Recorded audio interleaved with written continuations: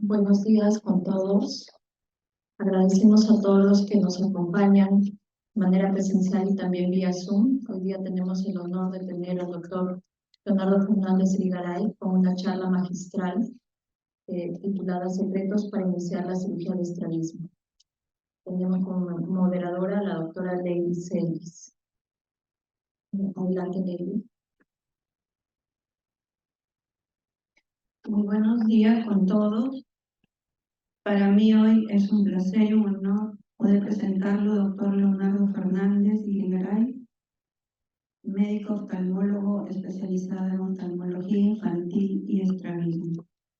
Con 30 años de desempeño profesional, secretario general del Consejo Latinoamericano de Estrabismo, vicepresidente de la Sociedad Argentina de Oftalmología Infantil, expresidente del Consejo Argentino de Estrabismo, expresidente del Consejo Latinoamericano de Estrabismo, coautor del libro Refracción en la infancia, de la práctica a la teoría, de Ediciones Científicas Argentinas del año 2022, co-coordinador del curso en conjunto Estrabos-Clade.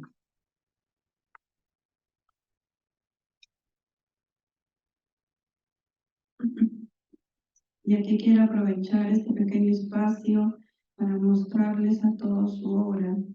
El doctor Leonardo nos regala un libro hermoso titulado Refracción en la infancia, de la práctica a la teoría, que para quienes lo tenemos, y aquí somos muchos, sabemos que es tal cual el título que lleva, así como también lleva incluido en él frases célebres y pensamientos muy buenos que nos hacen sumamente interesante y de mucha ayuda para los que queremos hacer o tratar de hacer la mejor refracción, no separándola de la clínica de nuestros pacientes.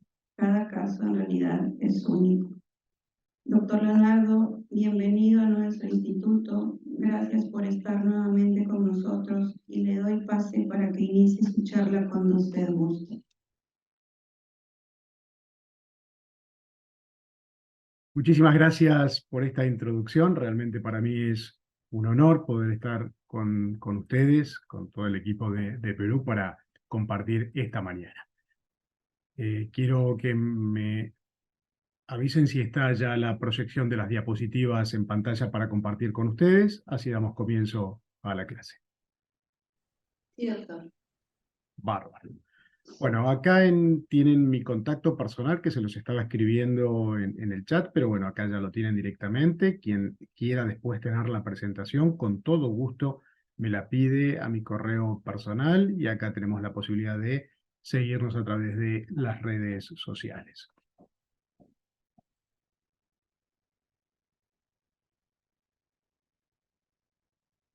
Realmente es un honor cuando me convocaron para dar esta presentación con ustedes. Yo comparto totalmente el tema de poder hacer docencia en equipo y hablarle a jóvenes con deseos de la oftalmología infantil y del estrabismo. Realmente es un honor para, en mi caso, que tengo 30 años de desempeño profesional en la oftalmología.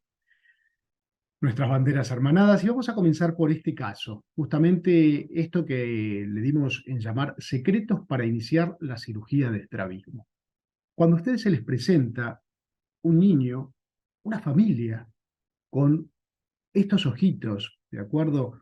¿Cuánto más allá tenemos que ir de solamente conocer y saber y diagnosticar correctamente un estrabismo para poder acompañar a sanar a este niño y a su familia? Vamos a hacer una descripción a través de esta pintura de Miró. Miren estos chicos, cuando los vemos en las lateroversiones y vemos que sus ojos no acompañan uno al otro. Y efectivamente el estrabismo, para que nos quede ya el concepto, el estrabismo es una patología de todas las etapas de la vida.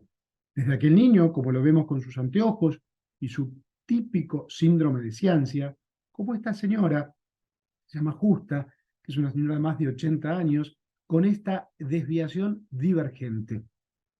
Y así podemos pasar del adulto al niño, en el niño con las diferentes formas, en el adulto también.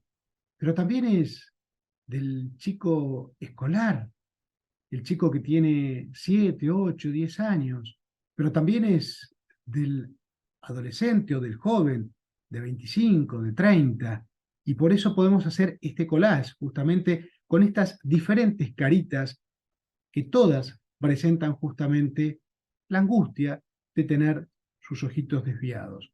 Porque no solamente es la cara que uno puede llegar a ver, sino todo lo que hay detrás y el diagnóstico etiológico que tenemos que hacer justamente para esto, para los secretos de cómo iniciarnos en el estrabismo. Les voy a contar el caso justamente en esta diapositiva para resumir quizás toda una presentación. Este chiquito se llama Francisco. Yo tuve la oportunidad de conocerlo luego de dar una presentación para instrumentadores quirúrgicos. Al terminar la presentación, se acerca el papá es artista plástico acá en la Argentina, me dice, yo tengo un niño con estrabismo, que se llama Francisco, y que me gustaría que lo viera, porque ya tiene indicación de tratamiento quirúrgico. Encantado, vamos a poder revisarlo en el consultorio. Así llega una mañana, recuerdo, Francisco con su mamá, con Paula, a la consulta, y lo primero que uno tiene que hacer efectivamente es, sí, él consulta por el ojo desviado, pero ¿vamos a quedarnos solamente en medir la desviación y hablar sobre el estrabismo? No, somos oftalmólogos, con lo cual primero lo que tenemos que hacer para iniciarnos correctamente es un control oftalmológico completo. Entonces así fue que para hacer un control oftalmológico completo, uno debe hacer a estos niños una dilatación bajo cicloplegia. Esa cicloplegia, para que sea correcta, uno debe colocar una gota, a los 45 minutos una segunda gota, una gota, a los 15 minutos la segunda gota, y a los 45 minutos tenemos la refracción cicloplégica real. Así fue que no solo no le indicamos tratamiento quirúrgico en ese momento a Francisco, sino que le indicamos la corrección óptica porque era un niño con hipermetropía. Pero ¿qué habíamos encontrado cuando tomamos su agudeza visual? Que su ojo izquierdo, como ojo fijador, era un ojo que estaba corriendo mucho más fuerte con respecto a la capacidad visual. Y su ojo derecho estaba con una ambliopía por su estrabismo. Con lo cual, además de la indicación de los anteojos, Francisco también se fue con la indicación del parche. ¿Por qué? Porque justamente si nos tenemos que iniciar en los secretos del estrabismo, lo que primero tengo que hacer siempre es intentar mejorar capacidad visual y lograr siempre la alternancia. Ese va a ser uno de los mejores secretos que ustedes van a poder trabajar previamente. ¿Para qué? Para que después ayude en un mejor resultado quirúrgico. Y por supuesto, bueno, estas son pinturas que realizó su padre, Julián, a Francisco, haciendo sus diferentes actividades. Vemos claramente cómo él tiene su ojo izquierdo ocluido con su parche y arriba el uso de los anteojos de manera correcta. Después sí va a llegar el momento de la cirugía. Y también tenemos que ser o decir las cosas con cariñoterapia, como aprendí de mi maestro, el doctor Alberto Ciancia. ¿Vamos a tener que usar anteojos para toda la vida?, nos preguntan los papás. Y uno tiene que decir, mire, en este momento es muy importante. ¿Por qué? Porque nos está ayudando ¿para qué? Para el desarrollo de la capacidad visual y para mejorar en parte la alineación de sus ojos. La cirugía va a corregir esa otra porción del estrabismo, pero los anteojitos los vamos a seguir usando. Pero doctor, ¿lo va a tener que usar para toda la vida? Y ahí viene mi respuesta es, no para toda la vida. Seguramente en la adolescencia veremos si podemos bajar la corrección, cambiar la corrección, modificar la corrección, o quizá puede estar algunas horas sin los anteojos, o, si lo merita, evaluaremos la posibilidad del uso de lentes de contacto. Así fue que Francisco, hoy por ahí es un muchachito con sus ojos alineados. ¿Me interesa que sus ojos estén alineados? Claro, porque hablamos de su cosmética, pero lo más importante y que siempre destaco de Francisco, y se los recuerdo siempre a los papás, es que en equipo pudimos resolver la ambliopía que este chico tenía. ¿Por qué? Porque actualmente Francisco ya es un muchacho, y es un muchacho con, más allá de sus ojos alineados, con muy buen desarrollo visual de ambos ojos. Acá tienen un trabajo justamente de más de 16, 17 años con Francisco en todo lo que es el seguimiento, con lo cual en esta diapositiva ya tienen todas las premisas hacia dónde tenemos que encararnos con un estrabismo. Y cada vez que hablo de ambliopía, por supuesto, voy a recordar siempre a estos 4 próceres argentinos. Sentadas tenemos a la doctora Lidia Gurowicz, que es justamente maestra en todo lo que es el área de la ambliopía, que es la que tiene la blusa oscura, la doctora Nélida Melec, que está al lado de ella, y de pie los tenemos al doctor Julio Prieto Díaz y al doctor Alberto Ciancio. ¿Qué es la ambliopía? Todos la conocen, es la falta de consolidación de la agudeza visual consecutiva a la carencia de estímulos o a la presencia de estímulos inadecuados o insuficientes cuando en el periodo crítico del desarrollo. Por eso es tan importante siempre en el estrabismo, primero trabajar en el mejor desarrollo de la capacidad visual para evitar o tratar la ambliopía.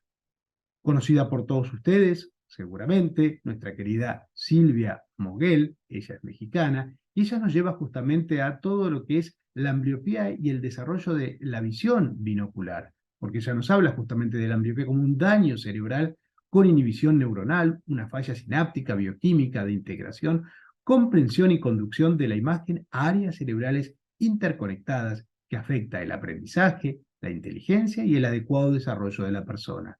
Por eso ella lo destaca como una discapacidad visual que es una atadura para la supervivencia.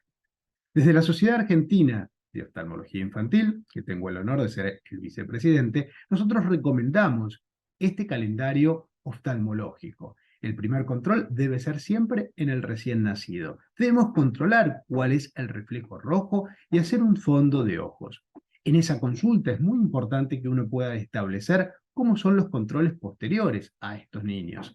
El siguiente control va a ser a los 6 meses. Ya ese chico va a tener fijación, vamos a poder cuantificar la visión y la calidad de la fijación. Después un control al año, a los 3 años y después a los 5 años y una vez por año, una vez que el chico ya está en la etapa escolar. Por eso siempre nuestro rol es, como oftalmólogos en la sociedad, es informar, prevenir, escuchar y cuidar.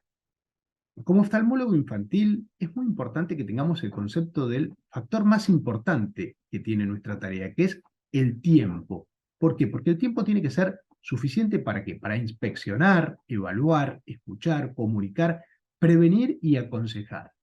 Pero justamente este tiempo en oftalmología infantil debe ser breve. ¿Por qué? Porque debemos de manera rápida poder resolver y poder tomar datos de este chico y poder llegar al diagnóstico. Pero ¿suficiente y breve? No. Es muy importante que también sea prolongado. ¿Por qué? Porque debemos tener paciencia con el niño y con la familia que trajo este chico. Y justamente porque es la oportunidad para que uno tenga un control oftalmológico correcto y completo. Por eso, qué importante este sano equilibrio justamente en lo que es el factor tiempo. Acá tienen la referencia que con gusto pasaron la tapa de nuestro libro, que es Refracción en la Infancia, en práctica a la teoría, que es un libro que realmente se los recomiendo para todo aquel que esté iniciándose y para aquel que ya tenga algunos años en la oftalmología. Si vamos a hablar justamente del estrabismo, es muy importante hacer semiología. Este es un tip importantísimo como premisa. ¿Para qué? Para poder inspeccionar, y en esa inspección es conocer la desviación y el tortícolis, como vemos claramente en este chico. Vemos cómo inclina la cabeza, vemos cómo sus ojitos están desviados. Por supuesto, en la primera instancia con los chicos no me voy a acercar, los voy a mirar un poquito más de lejos. Entonces, él va a empezar a tener de alguna manera confianza conmigo. Agudeza visual. Le vamos a poder tomar la visión a estos chicos con octotipo y seguramente si es un chico que es preverbal, no. Entonces, ¿de qué manera vamos a poder hacerlo? A través de la fijación, a través del seguimiento, a través del test de la mirada preferencial. ¿Vamos a poder hacer refracción? Sí, por supuesto, una correcta refracción. Podrá colaborar con el autorrefracto, pero si no colabora, que es lo lógico para la edad, ¿qué es lo que vamos a tener que hacer? Vamos a tener que hacer una refracción a través de una retinoscopía, una esquiascopía, pero es muy importante que este chico tenga un valor correcto de su refracción. que nos ayude nuestro residente superior, aquel médico que maneja este tipo de aparatos, porque sin lugar a dudas todos podemos manejar una refracción en un niño preverbal. Hay que hacer un fondo de ojo siempre, mediante la dilatación pupilar. ¿Por qué? Porque tenemos que conocer, más allá de la refracción, cómo está su retina de manera completa. Conocer las opciones y las versiones, si hay limitaciones, si hay nistagmus. Podremos hacer un cover test, podemos hacer un Hirschberg, para conocer justamente cómo están centrados esos reflejos o descentrados. Haremos en los chicos más grandes un cover test con prismas y también tenemos que conocer si hay alteración en los músculos oblicuos, si hay patrones alfabéticos en A, si hay patrones alfabéticos en B, ¿de acuerdo? Y a partir de ahí hacer sí todo nuestro plan justamente ¿para qué? Para los tips de esta iniciación en el estrabismo. Entonces, desde llegar a esta cara, con este chico con un síndrome de ciencia y con sus ojos desviados hacia adentro, hasta poder concretar su alineación, hay un camino. ¿Y justamente este camino termina con la cirugía? Claro que no. ¿Por qué? Porque como dijimos en los slides anteriores, este chico está en desarrollo de su capacidad visual. Entonces tenemos que ser custodios del desarrollo de su visión más allá de que uno pueda ver a este chico con sus ojos correctamente alineados. Entonces acá tenemos estas caritas que no se las van a olvidar, ¿sí? Porque son chicos con grandes ángulos de estrabismos convergentes, sus ojos hacia adentro.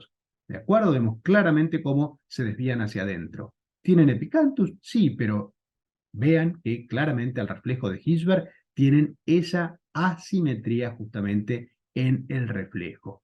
Y es muy importante conocer si tienen tortícolis y justamente si tienen esa fijación cruzada. Esas 3 fotos en blanco y negro son de mi maestro, de la colección del doctor Alberto Ciancia. Y acá vemos justamente, completando este collage, justamente cómo esta chiquita de arriba fija con su ojo derecho y este otro chiquito fija con su ojo izquierdo. Y fíjense, es muy importante acá para conocer el tortícolis que van a ver la orejita contralateral. En esta nena van a ver su orejita izquierda y en esta otra criatura van a ver su orejita derecha.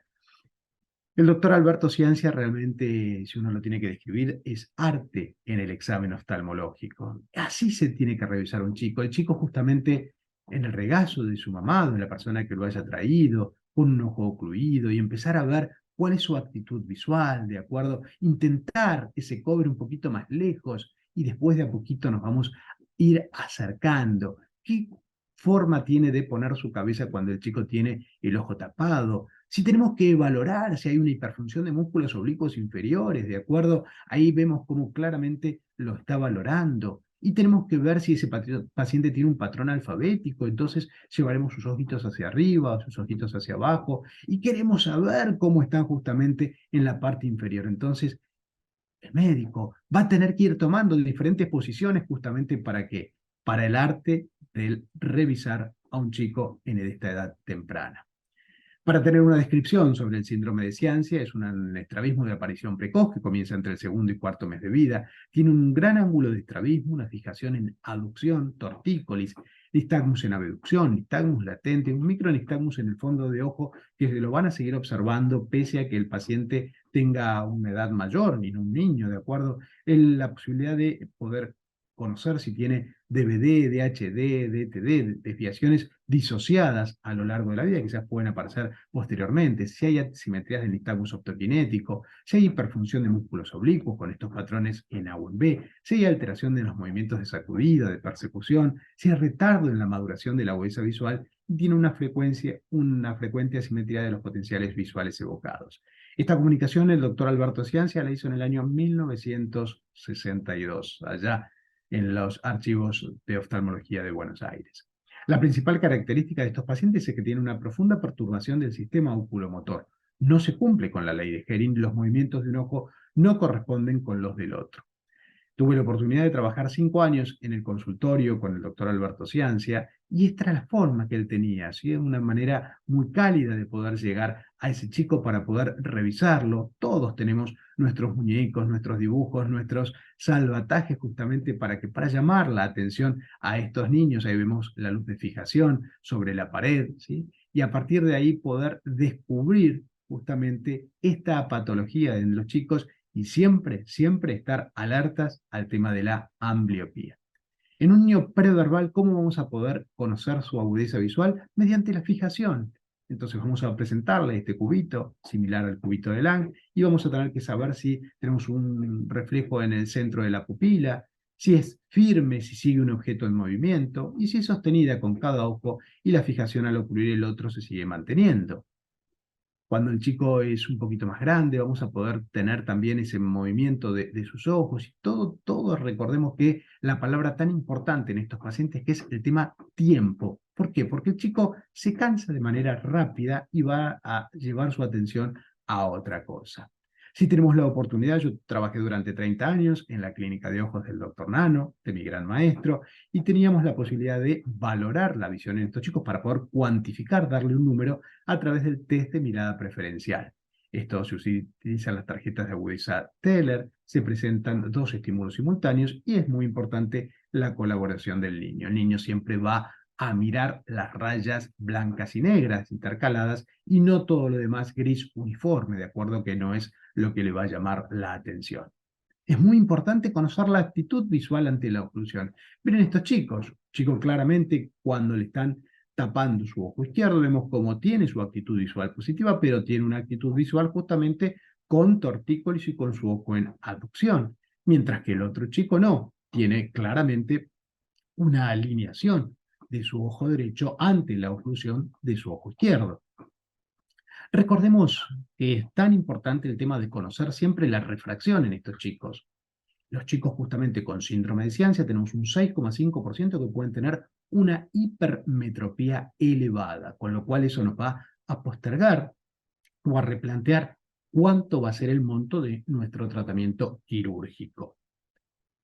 Qué importante esto, lograr justamente la alternancia. Vemos claramente esta chiquita, gentileza del doctor Alejandra Iurecia, esta fotografía que se ve tan claramente como esta chica está focalizando con su ojo izquierdo en una foto y con el ojo derecho en la otra. Y vemos justamente lo que comentábamos hace un ratito, cómo se ve la orejita contralateral.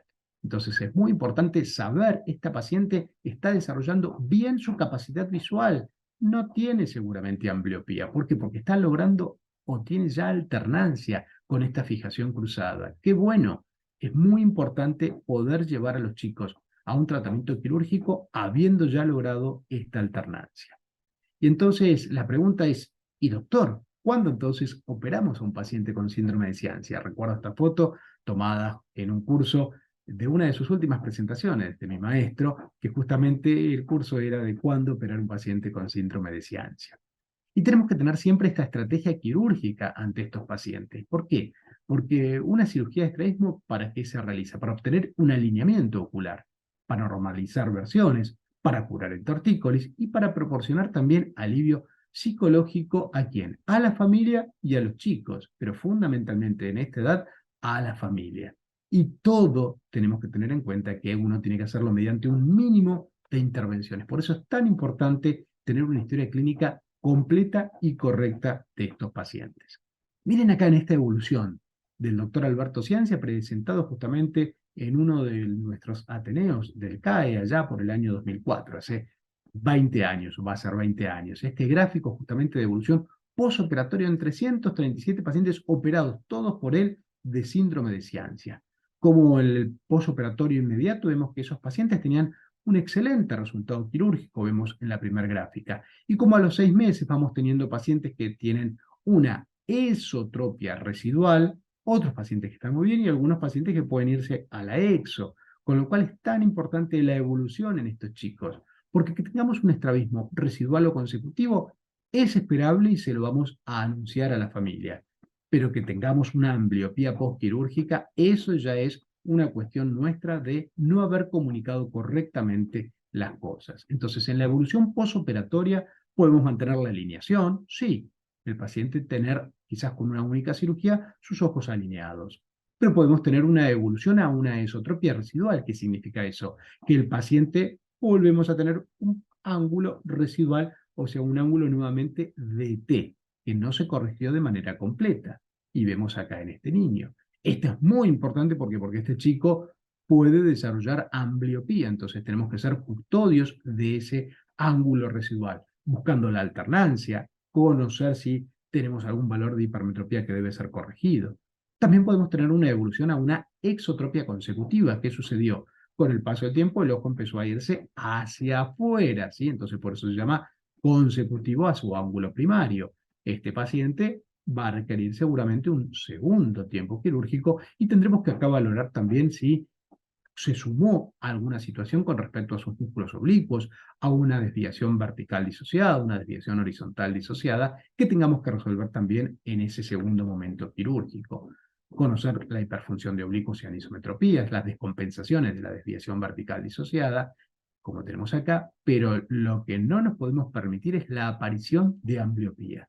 ¿De acuerdo? Entonces es muy importante el seguimiento de estos pacientes. Y esto se va a lograr siempre con una comunicación y constancia. Ellas son las claves del éxito, justamente porque estamos cuidando no solamente a una criatura, sino a una familia, como lo vemos acá en este cuadro que está detrás de nuestra fotografía en el consultorio del doctor Alberto Ciancia, un cuadro de familia, justamente su madre con su niño en el regazo, ¿de acuerdo? Y la evolución y la importancia de ese seguimiento a largo plazo. Entonces, en el síndrome de Ciancia tenemos que un 12%, en base a una estadística, hoy por hoy afortunadamente es menor, tienen una ambliopía postquirúrgica.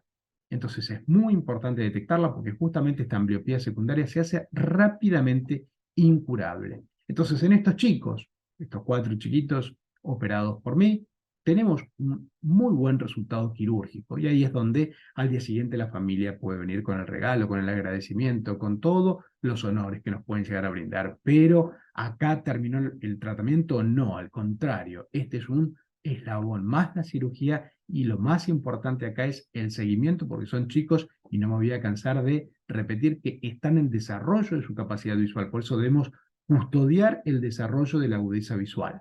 La ambliopía postquirúrgica, más allá de tener estos ojos alineados en el postoperatorio inmediato, termina siendo un fracaso médico. Con lo cual, la palabra más importante acá es comunicar y prevenir para que esto no suceda.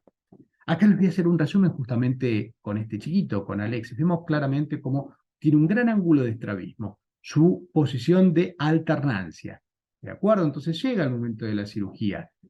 Trabajamos sobre ambos rectos medios, un retroceso de ambos rectos medios. El paciente queda mejor, pero no de manera completamente alineada.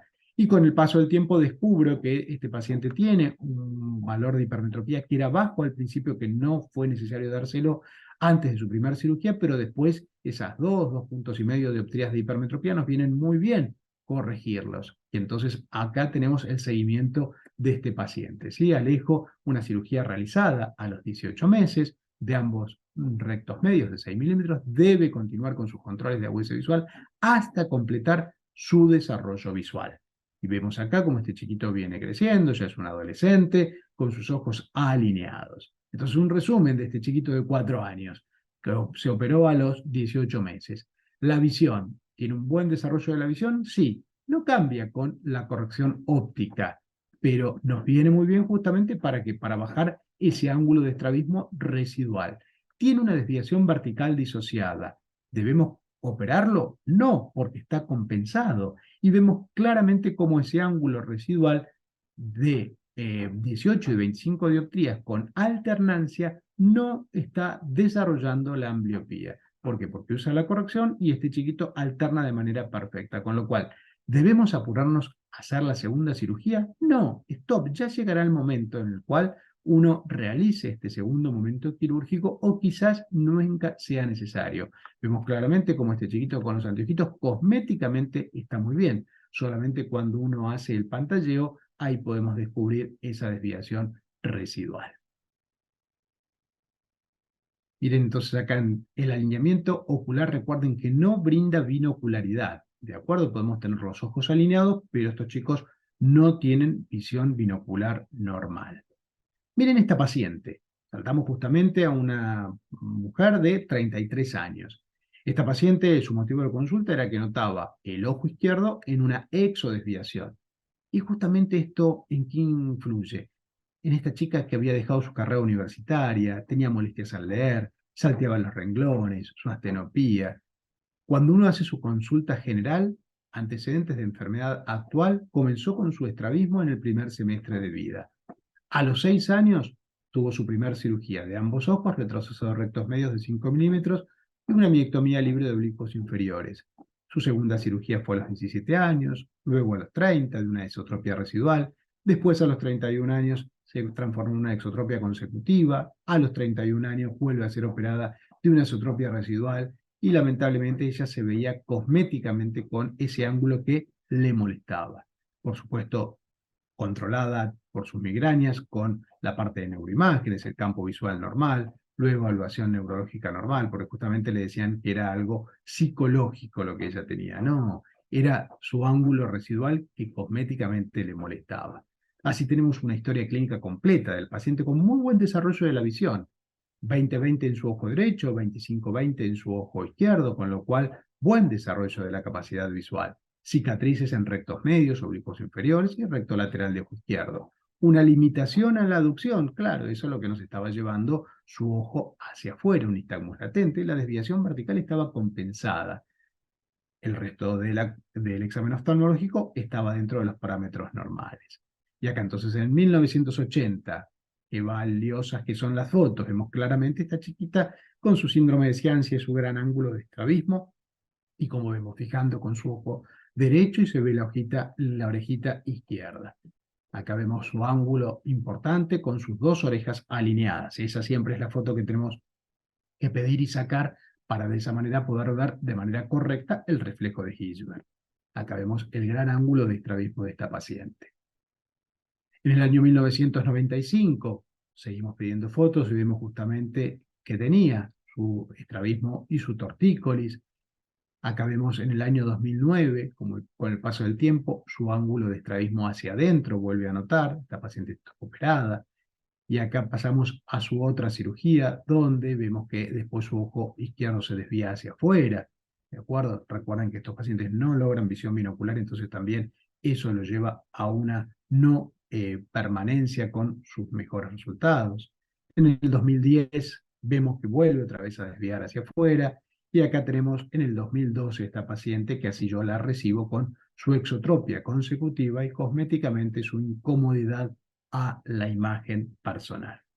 Así es que le planteo la posibilidad de hacer su sexta cirugía, ¿sí? Yo tenía el honor y la responsabilidad de operar a esta paciente para mí por primera vez, pero para ella era su sexta cirugía. Vemos claramente cómo tiene su ojo desviado hacia afuera, su limitación en la aducción. Entonces acá solicitamos una VM para conocer dónde están los músculos después de las cirugías anteriores.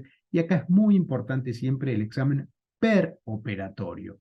Antes de comenzar la cirugía, más allá de tener toda una historia clínica bien narrada, correcta, con toda la evolución que se ha tenido, el tratamiento quirúrgico se va a resolver en la mesa de cirugía. ¿Por qué? Porque tenemos que hacer un examen que se llama peroperatorio, que es en el momento antes de empezar la cirugía.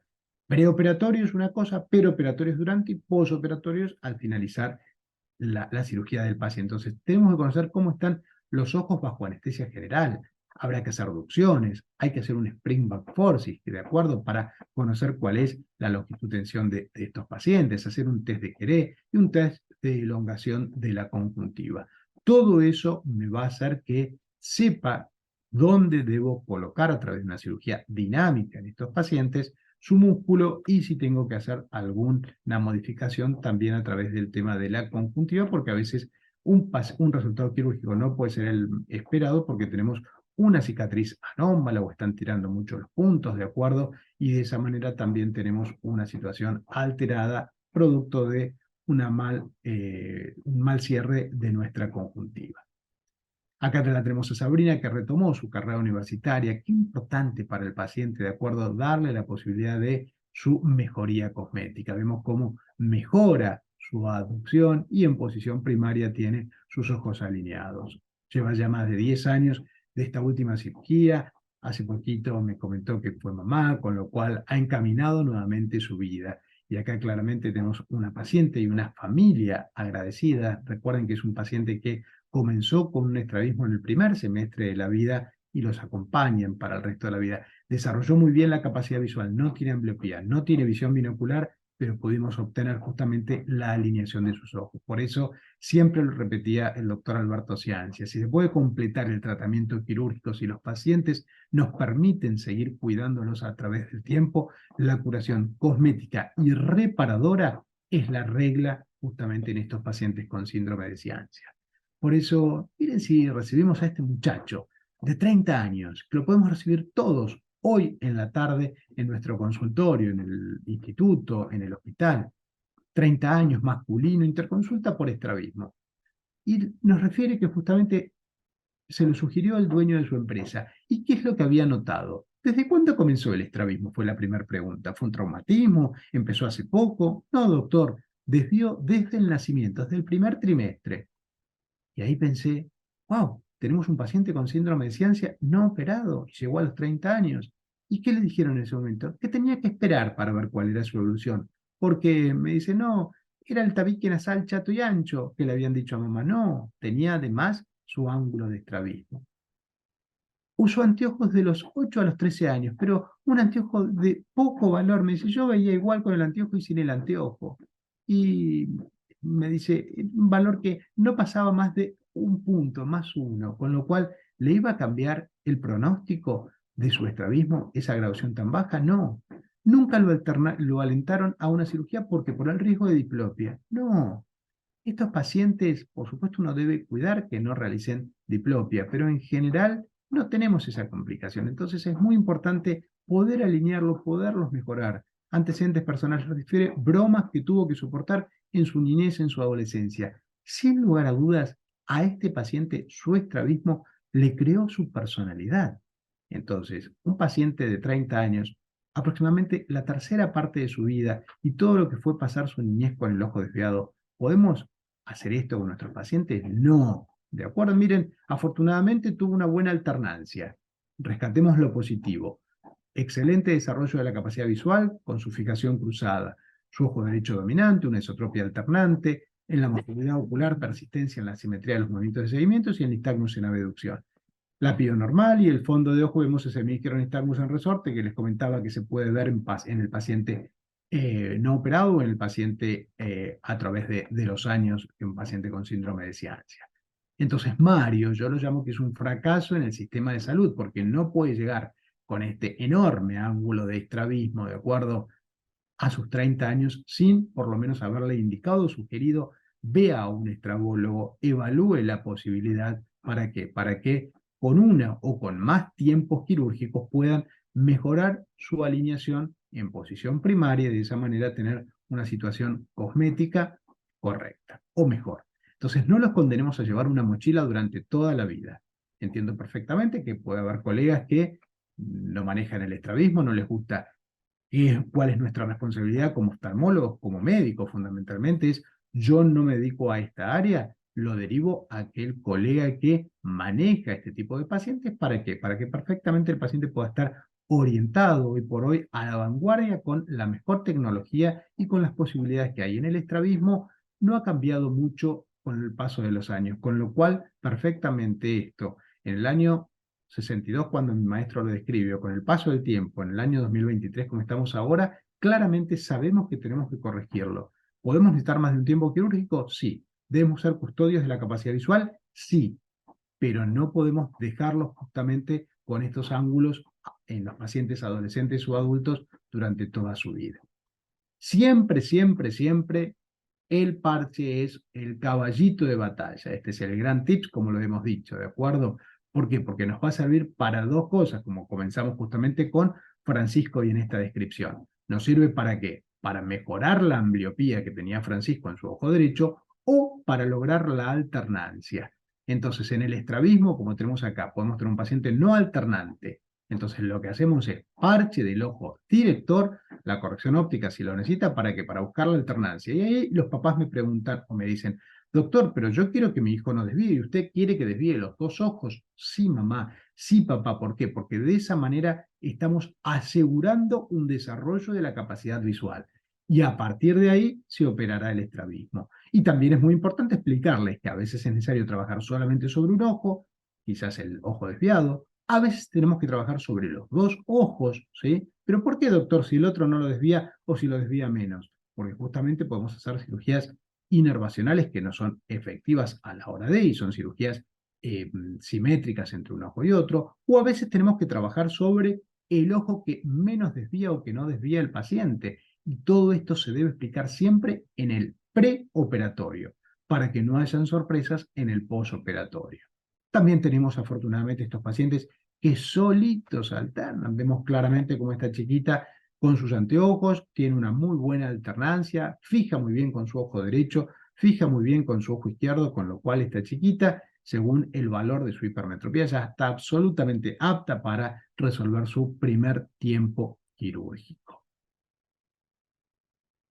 Miren este caso, si vamos un poquito más adelante en las esotropias, un paciente con una esotropia comitante adquirida, con un estrabismo entre 20 y 35 dioptrías prismáticas, vamos a tener que hacer un retroceso de ambos rectos medios, como tenemos acá en este paciente. Y si tiene un ángulo mayor, tendremos quizás trabajar sobre 3 o 4 músculos. Y entonces explicarle esto a los pacientes, ¿de acuerdo? Y a los papás. Sí, está desviando su ojo derecho, claramente lo vemos en esa foto. Y trabajamos sobre los dos ojos.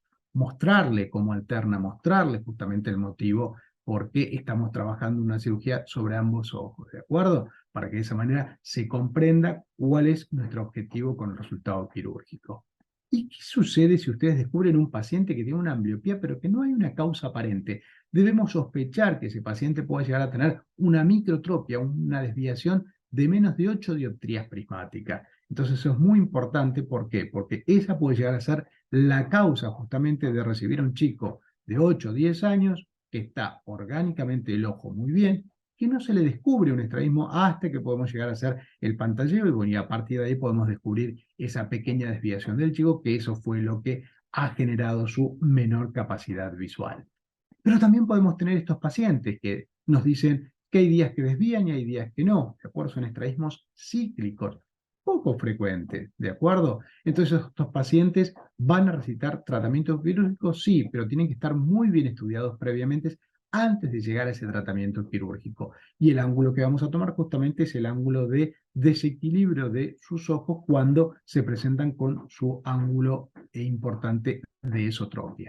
Pero también la esotropia puede llegar a ser un factor que esté acompañada por la miopía, como tenemos acá en esta paciente, con un GBI, con ese ojo pesado, y vemos claramente cómo su ojo derecho está más bajo y hacia adentro, la simetría palpebral, o justamente el síndrome de MAPE, que es esta miopía crónica progresiva, ¿de acuerdo? En estos pacientes que pueden tener tortícolis elevado, en estos pacientes es muy importante realizar una ecometría, son ojos más grandes por esta miopía axial, por eso debemos también solicitar resonancia nuclear magnética de alta resolución y de corte fino para conocer justamente si hay un desplazamiento de los músculos. Así debemos estudiar siempre a nuestros pacientes de manera completa. Por eso lo fui llevando justamente desde un paciente con un síndrome de ciancia a este otro tipo de paciente. Pero también puede llegar a presentarse un paciente que nunca había tenido estrabismo y se presenta con una esotropia tardía aguda. Estas esotropias tardías agudas pueden expresar serios problemas de procesos neurológicos. Puede llegar a ser por una hidrocefalia, por una malformación, por un tumor.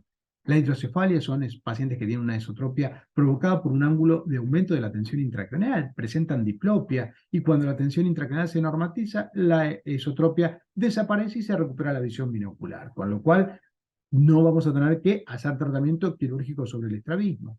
Pero a través de la resonancia magnética podemos descubrir que tiene una malformación de Arno-Chiari.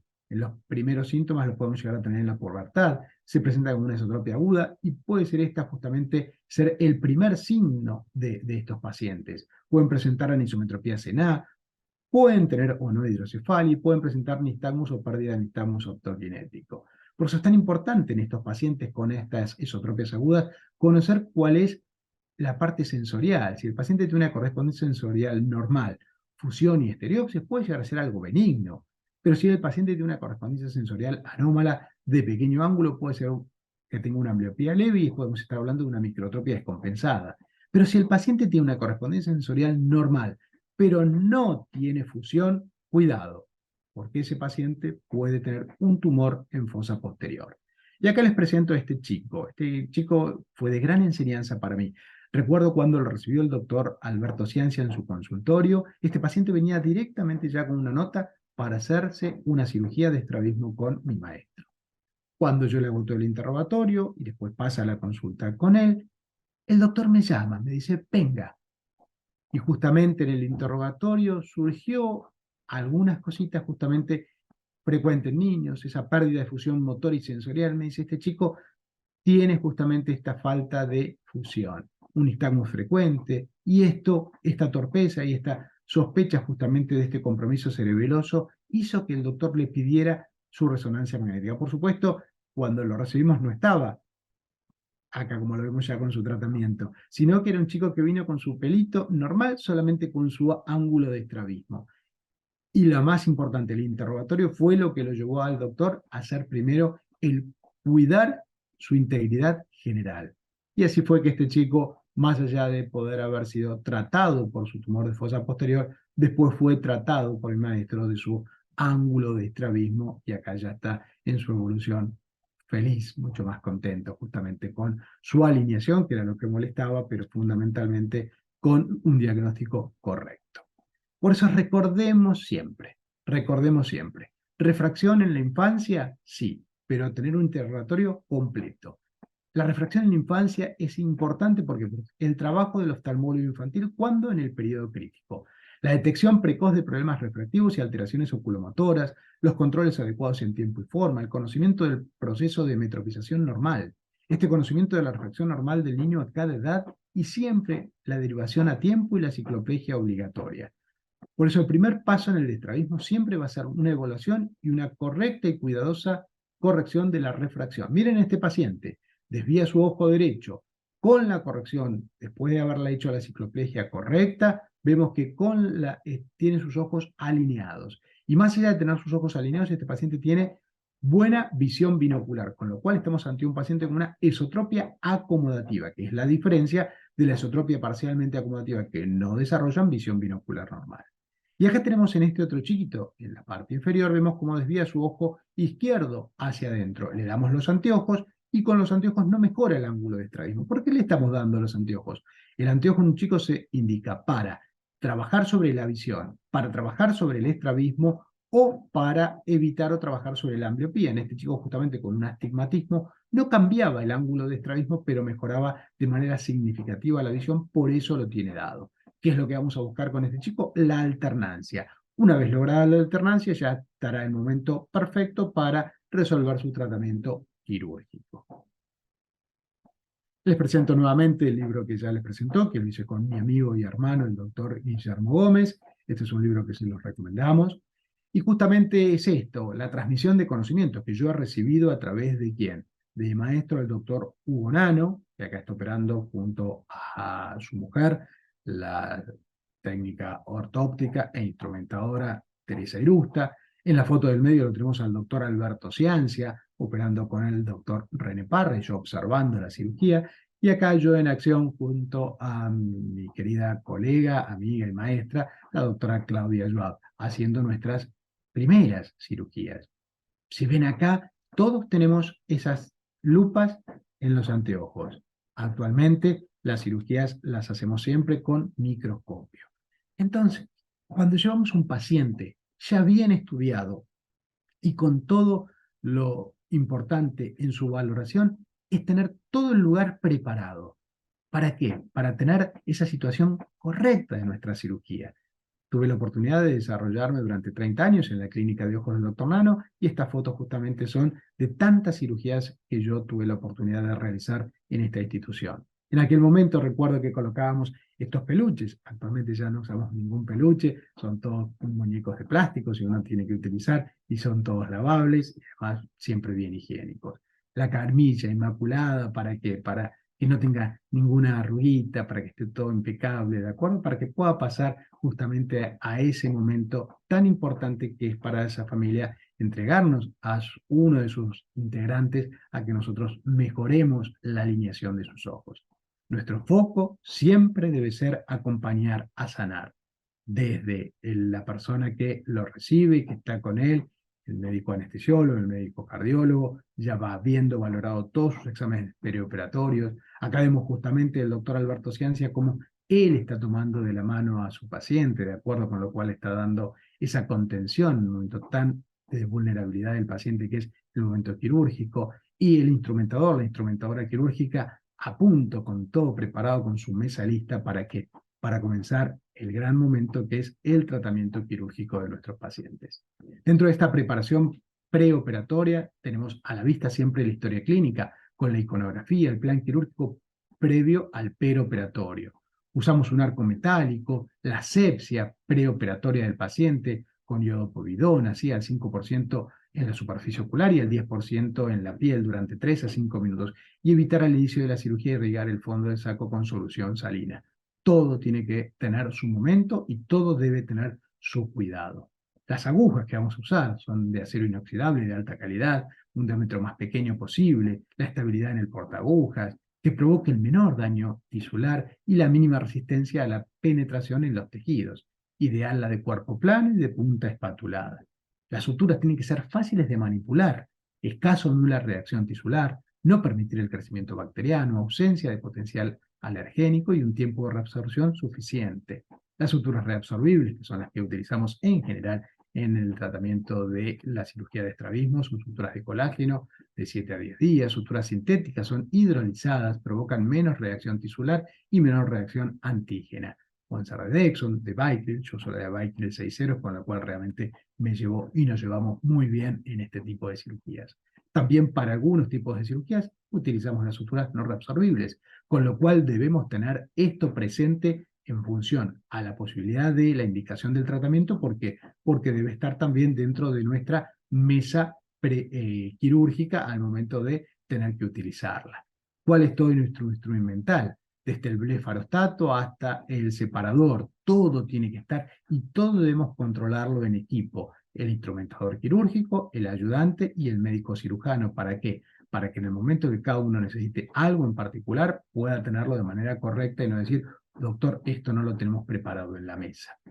Todo tiene que estar identificado, de acuerdo, todo con la esterilización correcta.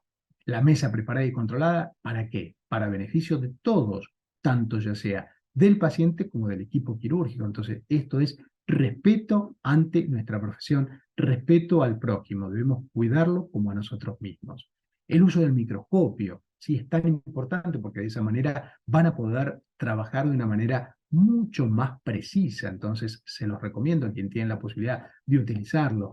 Y esto que yo les remarco ahí en colorado justamente es la posibilidad que ustedes van a tener de poder modificar con esa gomita de acuerdo al microscopio, que también va a estar estéril, con lo cual es algo que el instrumentador quirúrgico lo va a poner. ¿Por qué? Para que yo pueda maniobrar el microscopio al mejor uso. Lo más importante igualmente es darle la posibilidad de que el microscopio lo tenga totalmente preparado y que esos mínimos ajustes los pueda llegar a hacer previamente al hacer mi cirugía quirúrgica.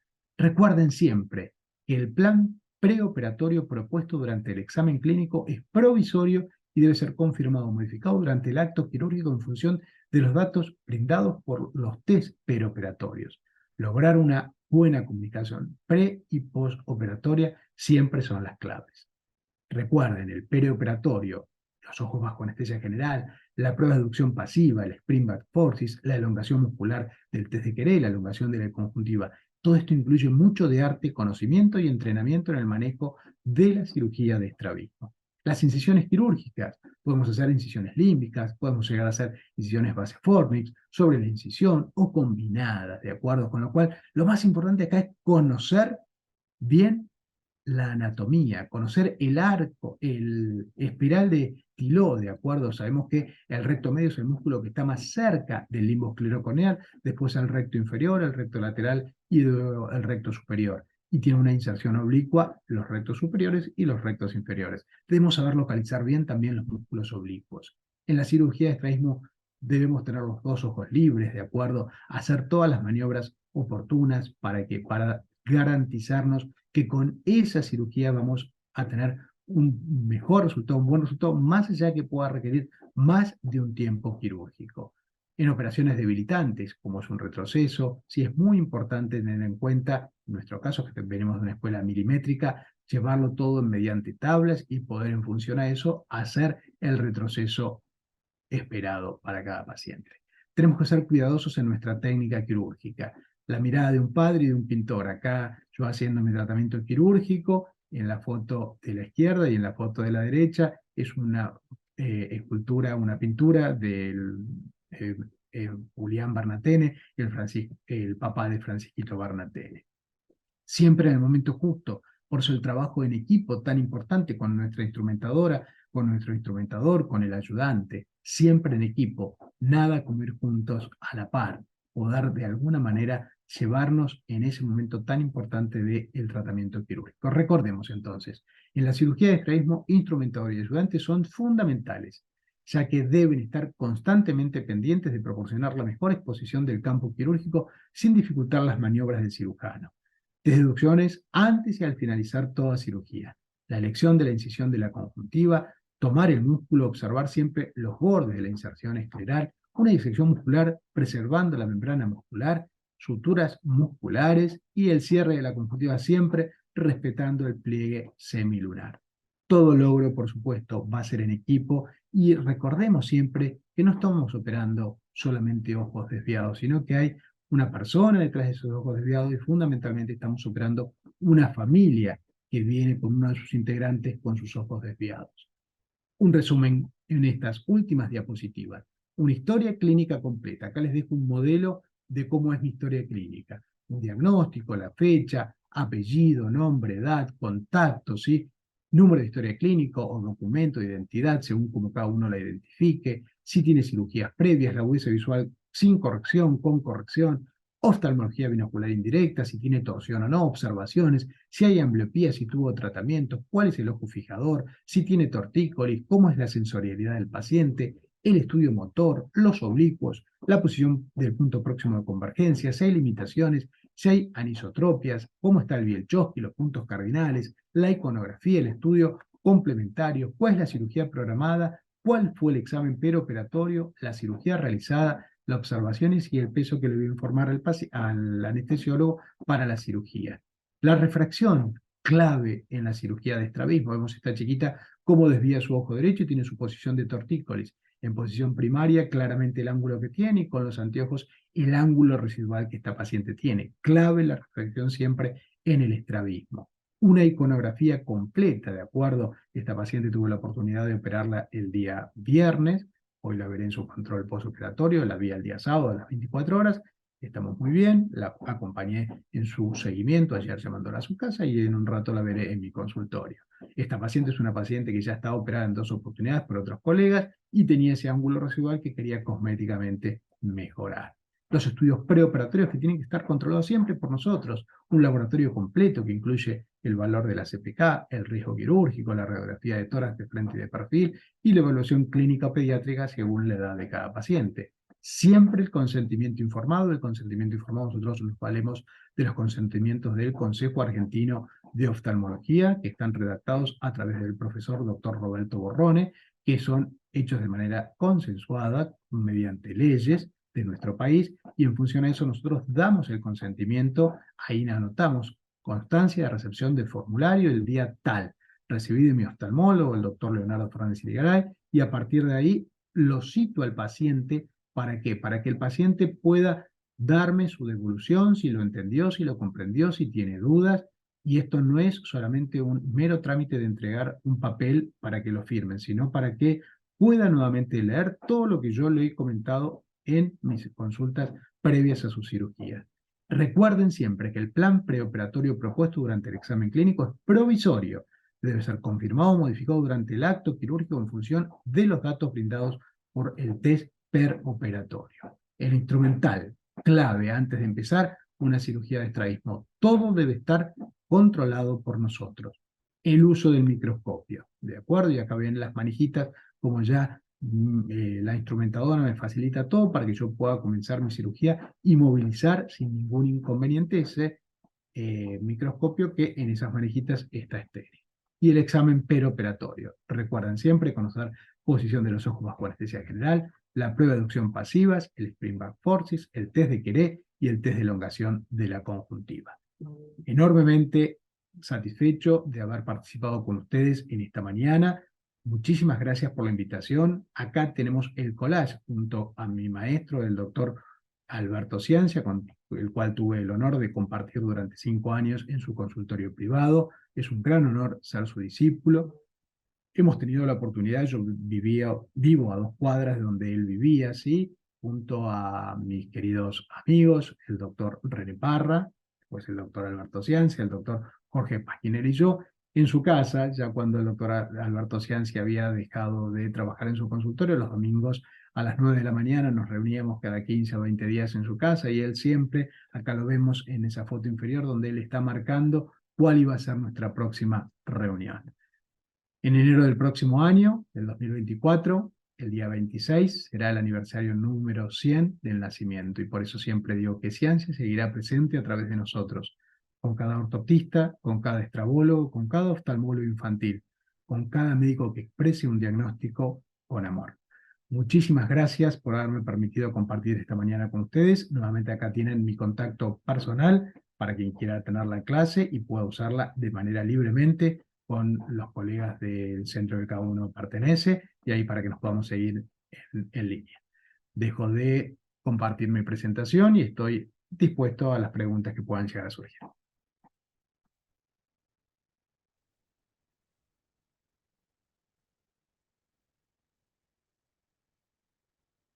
Doctor Fernando, quería agradecerle en nombre de todos por habernos regalado tremenda charla tan bonita, tan completa, tan didáctica y sobre todo tan inspiradora.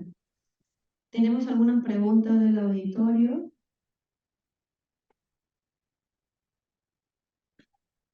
Doctor Leo, muchas gracias por su exposición, la verdad muy, muy bonita, sobre todo para no solamente de frente ir a la cirugía, ¿no? Lo más importante es una buena evaluación, descartar que no haya miopía y si hubiera tratarla, hablar bien con la familia, o sea, antes de la cirugía de repente es lo más importante, ¿no? Porque también hay que explicarles que esto significa hacer un seguimiento posteriormente, ¿no? Ya nos mostró que puede haber miopía después, entonces eso, ¿no? Eso nos ha recalcado usted bastante y eso nos va a quedar grabado, ¿no? No solamente el de frente, qué tipo de incisión, qué tipo de suturas, sino que lo previo a la cirugía de repente hasta es lo más importante para tener éxito en este tipo de cirugía. Muchas gracias, doctor Leo, le agradezco por la amabilidad, por sus enseñanzas, por su apertura, ¿no? Desde la primera vez que lo llamamos, usted siempre dispuesto a apoyarnos. Muchas gracias, linda charla. Bueno, eso yo quería decir, no sé si habrá más preguntas por el chat. A ver, acá, la doctora Marta allí. Doctor, buenos días, agradecerle por compartir sus conocimientos. Mi pregunta era sobre los estrabismos no alternantes. Normalmente estos son los que tienen una agudeza visual muy diferente entre un ojo y el otro, ¿no? Sin embargo, a veces hay pacientes que tienen una agudeza visual buena, adecuada para la edad, por ejemplo, un 20-30, pero tienen un ojo fijador y no es que alternen. A estos pacientes también usted le indicaría el parche como para lograr igualmente la alternancia en otro ojo antes de la cirugía, o como ya tiene la agudeza visual correcta en ambos ojos, omitimos esa parte. Muy linda tu pregunta. Efectivamente, si un paciente tiene una diferencia de visión, un ojo tiene 20-30 y el otro 20-20, siempre como primera instancia vamos a trabajar justamente en intentar mejorar la visión. Hay veces que ese puede llegar a ser el techo del crecimiento de la visión, pero nunca directamente indicar, bueno, ya hay que hacer el tratamiento quirúrgico. A mí me gusta siempre, si es la primera vez que lo recibo, empezar con el tratamiento de oclusión, porque muchas veces pudo haberse hecho en otro momento la oclusión y no se hizo de manera correcta o a conciencia, y a veces logramos una línea o 2 líneas más, que es muchísimo para esa criatura. Entonces, tratemos de no ir directamente al tratamiento quirúrgico, sino empezar primero a lograr una buena alternancia y al trabajar sobre su ambliopía. Si el paciente ya tiene la alternancia y nos hemos quedado con un paciente que tiene 10 con un ojo y 6 con el otro, perfectamente haremos nuestro tratamiento quirúrgico. Y hay muchas veces la pregunta de los papás es, ¿con la alineación va a mejorar su capacidad visual? Y nuestra respuesta es, esto es lo que hemos logrado hasta ahora. Posiblemente se mantenga, la idea es no ir hacia atrás. Entonces, es muy importante trabajar siempre en el preoperatorio y en algunos casos tenemos que trabajar también en el postoperatorio con estos chicos. Tenemos otra pregunta, doctor. Dice, para las oclusiones y ejercicios, ¿tienen algún programa o un app que nos recomiende donde los pequeños puedan realizar estos ejercicios? Bien, bueno, actualmente hay terapias binoculares, pero estas terapias binoculares, si no estábamos hablando de un paciente que tiene una correspondencia sensorial anómala, no están indicadas. Entonces, estas terapias y estos programas sirven solamente para aquellos pacientes que tienen correspondencia sensorial normal. Y están recomendados en pacientes que tienen la posibilidad ya del manejo con la computadora, con lo cual puede llegar a ser muy útil para una ambliopía por anisometropía. Ese paciente que le detecto que tiene una diferencia de graduación por una corrección, le daremos la corrección óptica adecuada. A la 5ª semana debo controlarlo para saber cuál es la diferencia. Y si tenemos, por ejemplo, un chico de 8 o 10 años, ese chico tiene que llevarse la información que hoy por hoy, más allá de poder hacer un tratamiento con parche, que es un tratamiento de supresión, porque estamos tapando un ojo y no estamos trabajando sobre la visión binocular, que hoy por hoy hay terapias binoculares que trabajan con los dos ojos de manera conjunta para trabajar no solamente sobre la visión, sino sobre la visión binocular y sobre el desarrollo potencial de la estereopsis de ese paciente. Con lo cual, no es lo mismo un paciente con síndrome de Cianci, un paciente con correspondencia sensorial normal, un paciente con un estrabismo a los 3-4 años, que un paciente con una ambliopía por anisometropía a los 8-10 años, o un paciente adulto. Si le llega un paciente operado de cirugía refractiva y esa cirugía refractiva oportunamente fue por una anisometropía, hoy por hoy tienen la posibilidad de seguir potenciando su visión a través de estas terapias que son terapias binoculares, ¿sí? Son terapias dicópticas que se usan unos anteojos especiales que se llaman anaglifos. Estos anteojos tienen un color rojo y un color azul en un ojo y en el otro, con lo cual lo que se presenta a través de diferentes programas son dibujos o juegos o videojuegos se programan antes de comenzar la terapia, se baja la definición en el ojo que tiene mejor visión y se potencia justamente la del ojo de menor capacidad visual. Realmente esta terapia binocular dicóptica es muy efectiva, pero debemos saber seleccionar de manera correcta a nuestro paciente. Si la ambliopía es por estrabismo y tenemos un paciente con correspondencia sensorial normal, no es la indicación, no hay que hacer ese tipo de terapia y la terapia madre es la terapia del parche, o en algunos casos podremos llegar a hacer terapia con el uso de atropina, de acuerdo si fuera a ser necesario, de acuerdo si el paciente no colabora o tenemos alergia al uso del parche. En mi práctica profesional, realmente el parche es mi caballito de batalla y me viene dando muy buen resultado en estos 30 años de tratamiento. Se suma en este último periodo esta posibilidad, pero solamente sabiendo seleccionar correctamente al paciente que está apto para realizar terapia binocular, si no, no tiene efectividad. Muchas gracias, doctor. Ya no tenemos más preguntas. Agradecerle nuevamente por habernos regalado tan bonita charla y esperamos nuevamente tenerlo con nosotros pronto. Muchísimas gracias nuevamente a todos ustedes, a este gran grupo que nos estuvo siguiendo. Esto afortunadamente tiene la posibilidad de que quede grabado. Igualmente repito, quien quiera tener la presentación de PowerPoint para utilizar las diapositivas, úsenlas libremente, porque de nada sirve que una presentación quede dormida de hoy hasta la próxima vez que uno la puede llegar a dar, y además esta fue planificada para el grupo de ustedes, con lo cual usen sin ningún inconveniente mis diapositivas, no hay ningún inconveniente para que uno pueda llegar a hacer docencia en equipo, porque nuestro foco es que los chicos desarrollen bien la capacidad visual y trabajar entre todos en mejorar la alineación de estos pacientes. Repito, muchísimas gracias por la invitación y a las órdenes para lo que necesiten, o si tienen alguna otra pregunta que quieran formularla durante la semana, encantado de poder respondérselas de manera a través de un texto. Gracias, doctor. Hasta pronto. Muchísimas gracias.